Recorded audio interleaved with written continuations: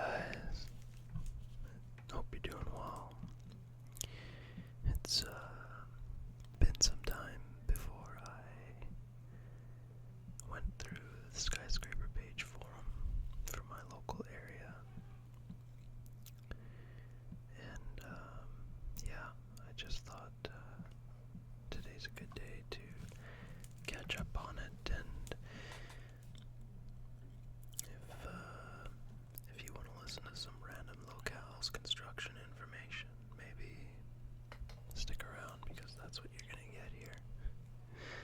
So I've only got about 5 threads that it's highlighted here. Usually highlighted threads are ones that I haven't read yet, but for some reason, like I know I haven't read any of these, sometimes it bugs out and it doesn't highlight them all, so I'm just going to pick the ones that I typically like to read. So BC highway construction, Kelowna construction is a good one. 8X on the Park, that's a really nice building in Vancouver that I just kind of want to keep updated on. I noticed that they were removing the crane, but they hadn't installed the steel crosses, X's, on the side of the building, so that will be interesting to take a look at to see how they're going to do that. It is a fairly short building, so they might be using like a standalone crane that you can just sort of rent. We'll take a look at that. I don't really care about the retail here, but the downtown Vancouver updates are good. Surrey City Centre plans, CF Pacific, don't care. This one's actually kind of fun, and it would be kind of cool to look through with you guys. Grosvenor Pacific, no. Skyline Thread, I love that one. Georgetown is boring. B6 is boring. The stack is kind of nice, but yeah. We'll leave it at that for now. We'll start with BC highway construction.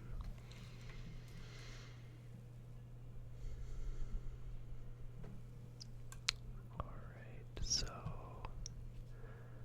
November 6th. Let's go back a page or two.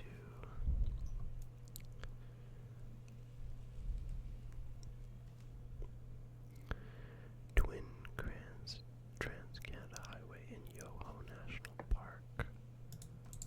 That's kind of interesting. The Golden Star. Parks Canada begins public consultations to Twin Trans-Canada Highway in Yoho National Park. The project, which is just in the assessment phase, will be looking to secure funding shortly. And this article is by Claire Palmer. Now I wonder where Yoho National Park is. Is there a map in this article? No, there isn't. So we're going to go on a little bit of an adventure here. Yoho National Park. So I believe it's in northern BC. But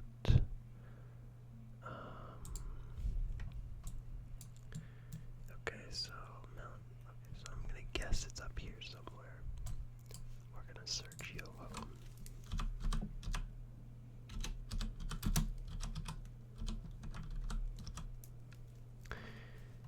Oh, Field, BC. That's fun. Okay, so Yoho's actually down by Banff then. Okay, so wait, the Highway 1, the Trans-Canada Highway doesn't run through Field, I don't think.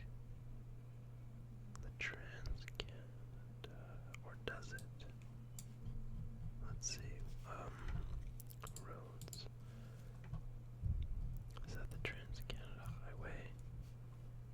Yeah, that is. Wow, look at that. Okay, I didn't know it ran through Banff. Okay, so there's actually this historical phenomenon here. So Alberta Alberta has always had a lot of money for highways, and they have very flat land. So they build a lot of highways, or they build highways better than BC does. And as you can see, Google Earth utilizes oranger colors to indicate that a highway is a grade separated highway or has no intersections. So free-flowing interchanges only. At least on the highway side, it's free-flowing. So there are on-ramps and off-ramps. Now, as you can see, when you go from Calgary over to the border between BC and Alberta, Highway 1 is orange. And when you're going through Kamloops, it is orange. And when you're going through Vancouver, it is orange. Now, if you look at the USA, it's all orange because their interstate system is quite good.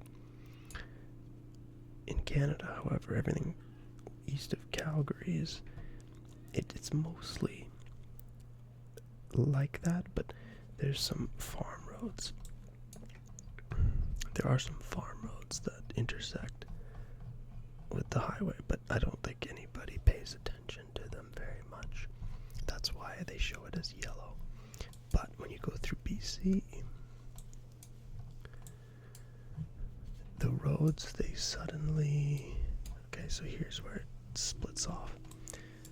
So there's like your last interchange, and then anything... Oh, there's your last interchange. And then for the most part, see, the road is very narrow. Like, look at this. It's only 2 lanes here. But this is the Trans-Canada Highway. It's not any sort of,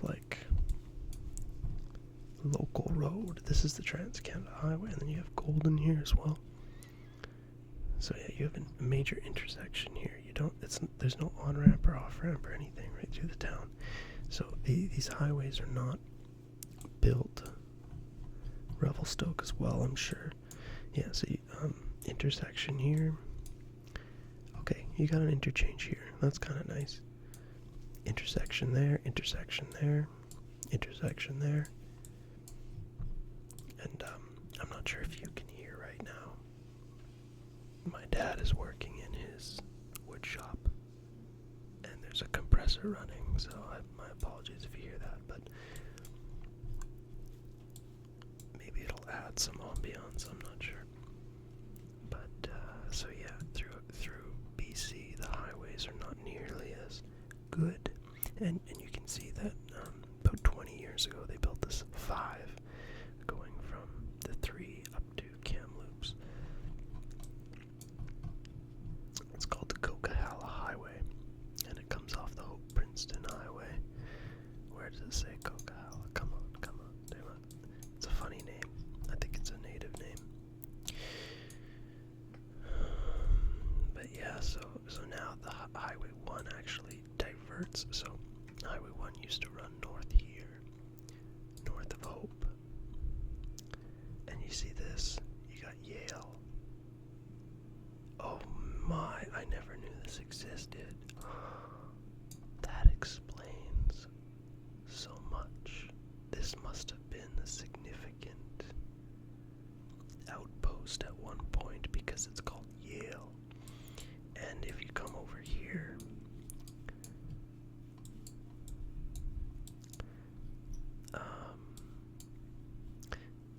this is Yale Road. See, Yale Road East. Yale Road runs through Chilliwack. It's the central road that runs through Chilliwack, and then it comes down, and then it goes over this way, and you see bits of it over here as well. What's it called here? Yale Road West, yeah. And it comes to here, but you can see a little piece of it here. You can see a little piece of it here. You can see some stuff going on here. I don't know if any of this is Yale Road, but you'll see that it continues the Fraser Highway right here. This is Yale Road. They just renamed it Fraser, and it comes through here. And then get to Surrey City Centre, you can see that right here, this road lines up with this road over here, and this is called Old Yale Road. But this diverts here, and this diverts here. And then Yale Road comes over to here, all the way up to here, and then it's called Old Yale Road again here too.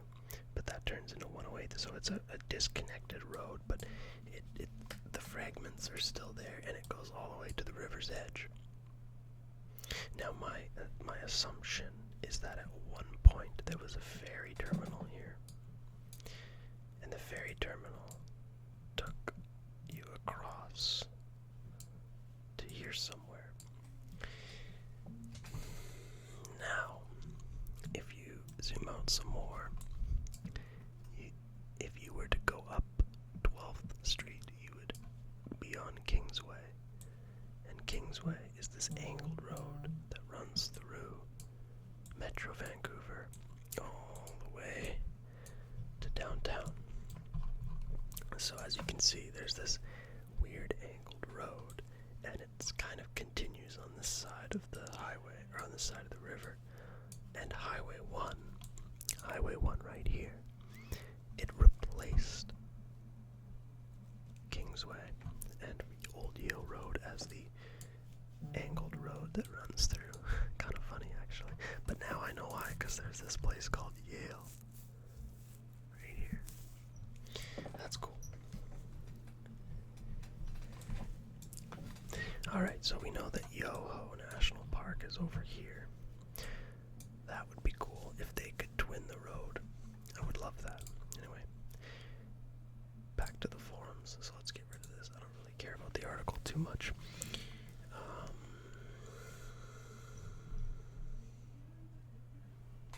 This guy must live in Ontario. He loves this Highway 417.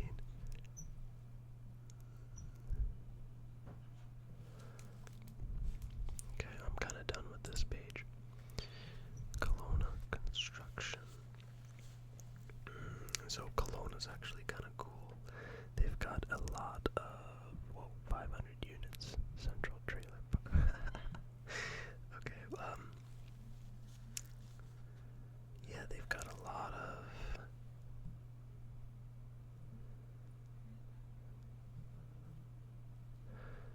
developments going on in Kelowna. What's this guy got to say?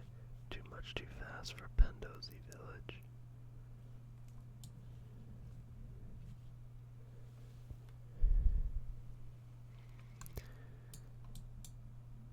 Huh.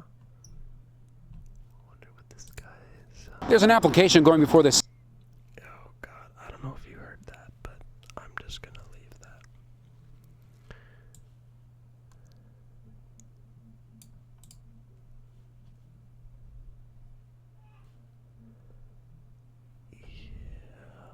Yeah, no, this guy. This guy, he's wrong. Rofina.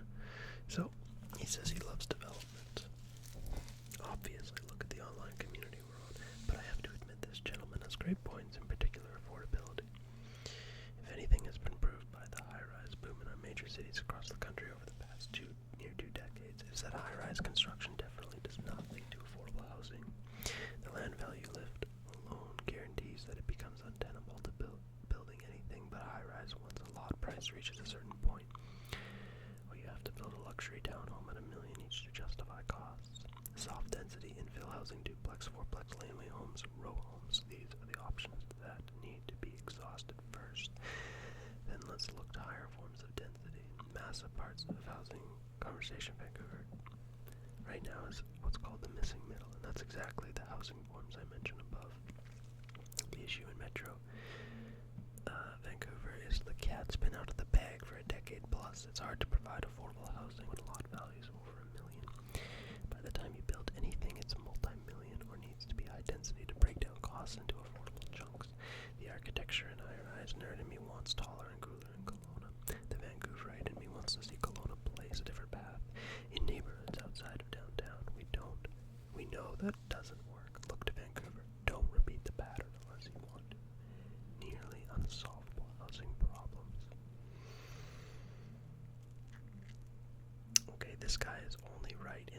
says that we need missing middle housing, which is true. But high-rise buildings do not cause unaffordability. That is completely wrong. If anything, we want to be building many units. As many units as we can. The more units we build, the lower price the units will be. He's right, though, about the missing middle. We need more missing middle. We need more laneway homes, row homes, fourplex, duplex, infill housing, soft density. All of that is necessary, but so is high density. Because simply constraining supply is going to increase prices. I don't think that this guy knows that if the high-rises in Vancouver were not built, the prices would probably be much higher. Would definitely be much higher. Well, other than the fact that the high-rises brought a lot of livability to the city. But anyway,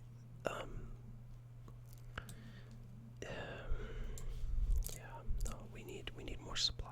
Supply. More. Just keep building. Okay, well, let's go one page earlier. My rant is over. Oh, this is nice. So this is the city of Kelowna in British Columbia, and it's beside Okanagan Lake, which is right here. It's a beautiful city, and it's nice and warm in the summer, much warmer than Vancouver, and cooler in the winter, so you get better snow. And this is what it looks like at ground level, very similar to any other North American cities, honestly. Unfortunately.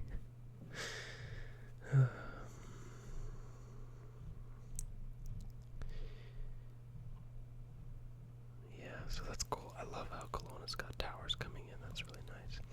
Now the flood of Chinese money is causing most of the price inflation in BC.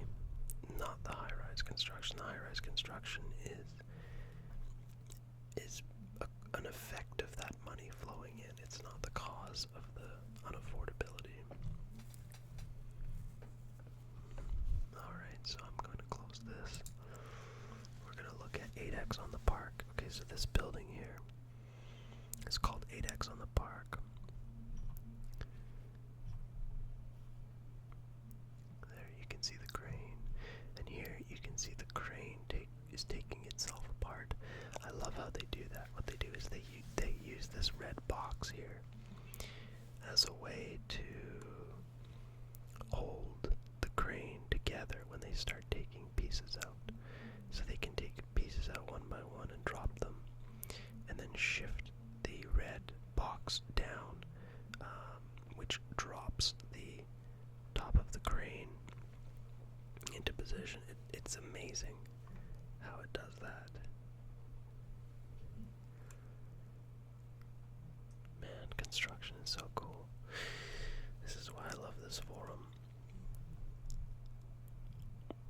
Yeah, see, he's taking himself apart little by little, and then they get another crane from the ground, and that takes the rest of it apart. But as you can see, this crane is tall enough to reach the top of the building, which means that they can put the X's on with a crane coming from the ground. These are very nice images. I really like this. I actually like this building too in front of it. It looks kind of funky, but I do like it. What are people saying?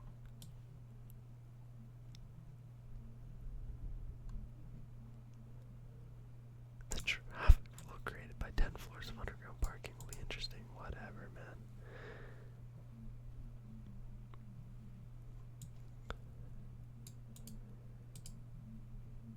This guy's no idea what he's talking about.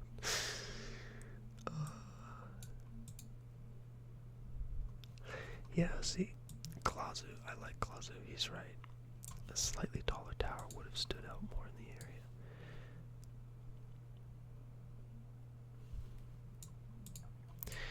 he says it's because of the view cones. I don't know if it's because of the view cones. Because I think that there was controversy on this land. So what happened was there was a land swap. So if I go up here to the... Okay, so you can't see it, but there's a building in there. I will show you on the map. Right here. Here it is. So this building here is on city land.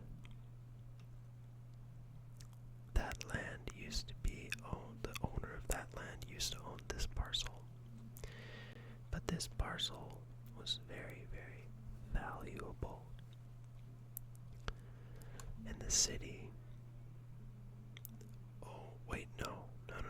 Yeah, okay, so the city owns this parcel. And they used to own this parcel. The owner of this parcel had owned this parcel. And this one was much more valuable, the one that the city owned. They wanted to build low-income housing here. So, like housing by the government, basically. And so, I guess the developer convinced the city to swap the land so that they could have the better land close to the park, and the social housing could go on the other side of the street. So there was a bit of controversy about that, and so they were going to build a lot of units here, and then it got into the news, and then they ended up having to slash the height of the building, I think, or slash the amount of units, because everyone thought that it was an unfair deal, so they didn't want the greedy capitalists to get all the money. Which, it's a luxury building, so I guess it's not really a big deal. But if it was like a standard building, I don't know. I'm a supply guy. I like supply. I like having more and more homes, because obviously, as the amount of homes reaches the same amount of people there are, then the demand goes down, and then the price will go down. That's not theory, that's reality. But then, the reason that the prices have not gone down is because there's money coming in from other countries, mainly China. When that demand goes down, which will require a lot of homes, then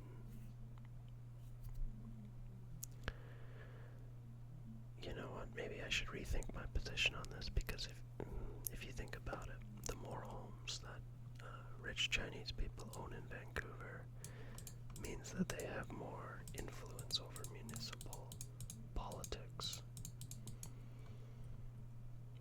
through property taxes. Oh my, that's an interesting conundrum. Yeah, China's gonna rule the world pretty soon. I think they already do. Anyway, so that's done. Let's get out of that conversation. Alright.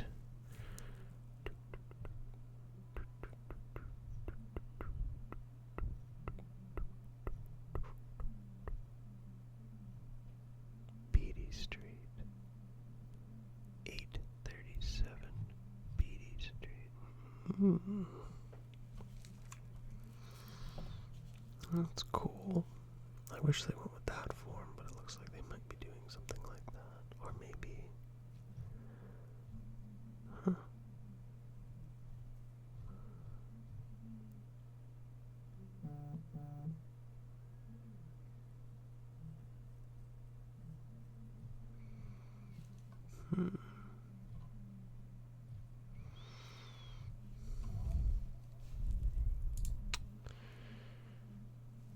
Alright, these are some interesting, mostly words here, not that many pictures. Let's skip over it. I really like the pictures.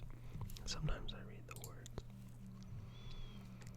Okay, so I think we might have looked at this last time. It's a cool building going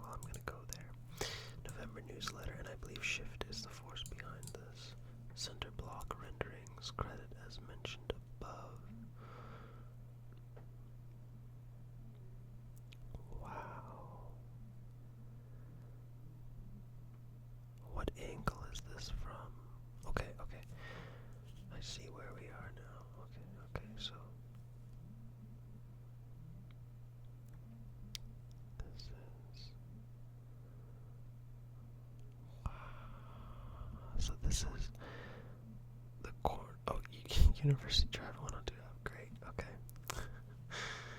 University Drive and Central Ave. Okay. View from Civic Plaza. Wow.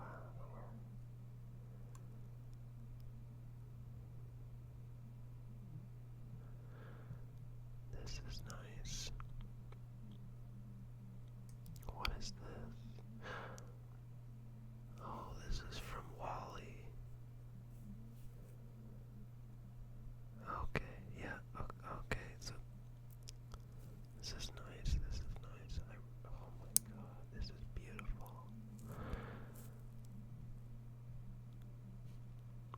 Surrey Central Station.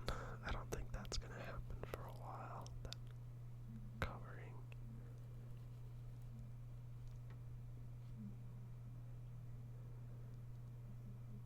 Wow.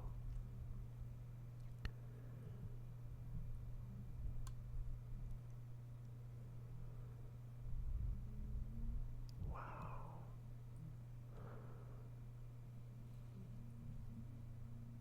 I like it, especially the little nice buildings. They all have decent floor plates.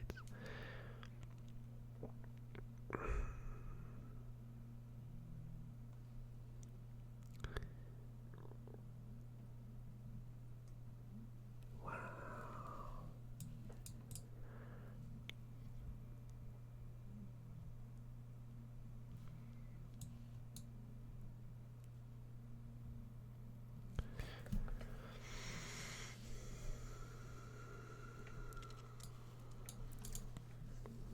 Yeah, adding some cheese to the overall proposal. I think that's what's going on.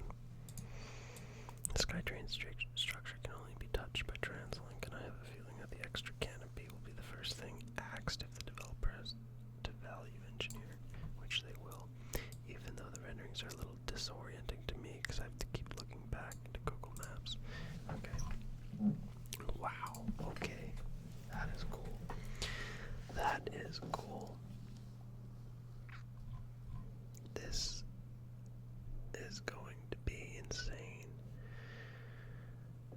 Oh, I gotta share that with some friends. Wow. How tall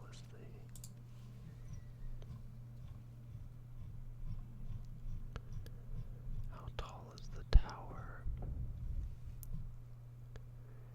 It doesn't really say how tall the tower will be. Okay, that looks fairly tall.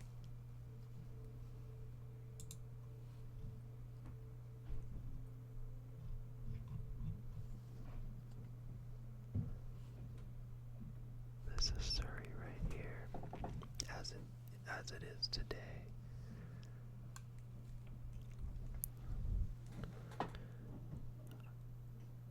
It's a pretty nice city, I think.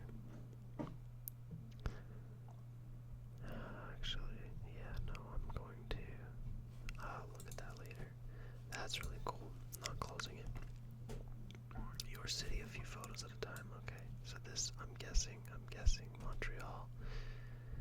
Oh, Quebec City. Close enough.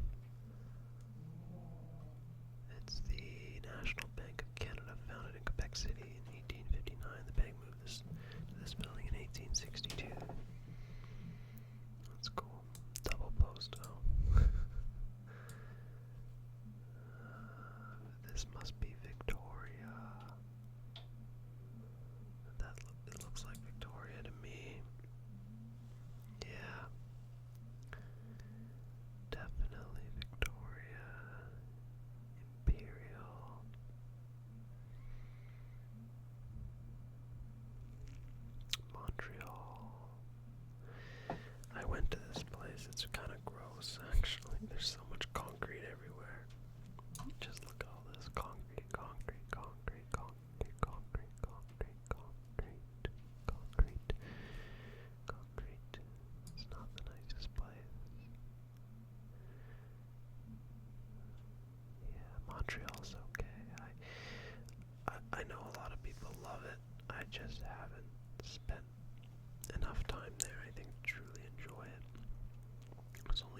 4 days, and I didn't really know what to do. I saw a few cool places.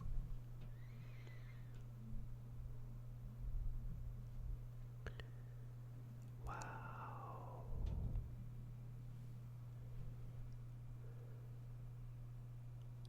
Whoa. What is this? Looks almost like something out of Europe. Passé de Saint Laurent. I don't know. I am going to copy and paste that and put it in here because it deserves to be in here. Search it. Come on, come on.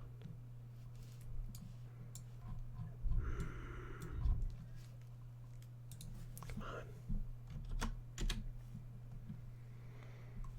Okay, so it must be, of course, it's by the St. Lawrence River.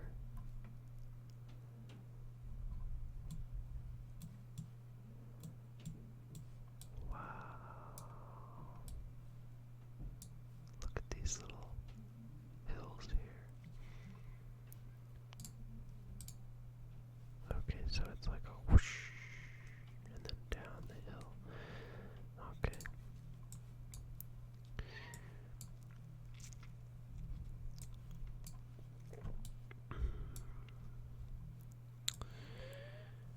So, I have a feeling I'm not going to find the exact spot where that picture was taken. I don't really care. I just think this area is really cool. Wow. Okay. Let's go back. We have a couple more things to look at. That must be McGill. That's totally McGill University.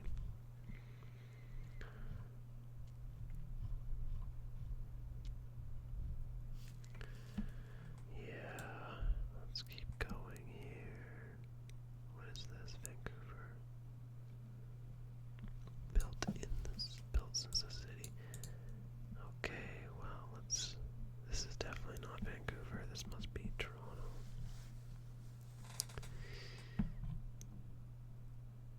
That's a cool little laneway house. Lots of graffiti back here, though. That's unfortunate. For them, I guess. Yeah, this looks like either Toronto or Vancouver, honestly, but I'm gonna say it's Toronto. It doesn't say. Wow.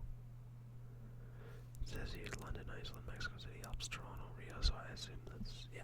What a great opportunity for Toronto to make a new urban space. Yeah. Everything's run by profit seekers, but it's hard to get around that, isn't it? Some nice pictures of my home city in Vancouver. I love it in the fall and the spring. Such a beautiful city.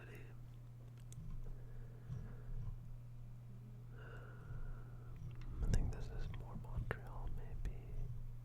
More Vancouver. Woo. Yeah.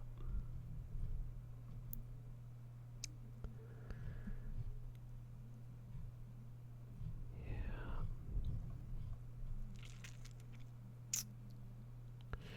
So I think this is called the Habitat in Montreal. It's a funny building, very architecturally interesting.